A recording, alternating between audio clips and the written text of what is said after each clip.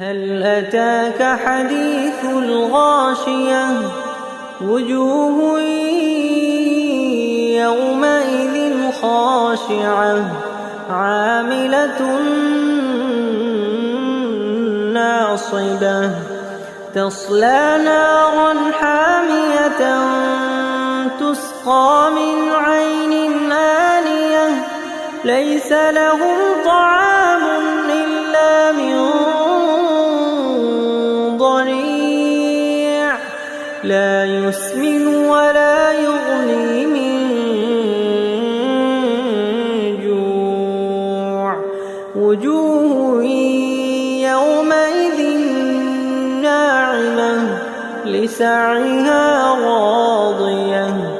في جنة عالية لا تسمع فيها لاغية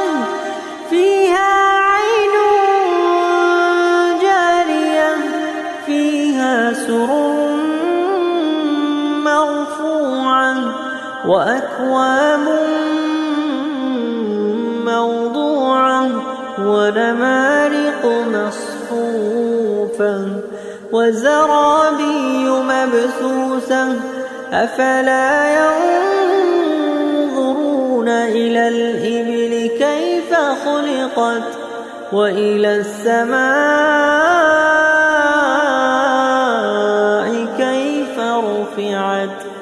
وإلى الجبال كيف نصبت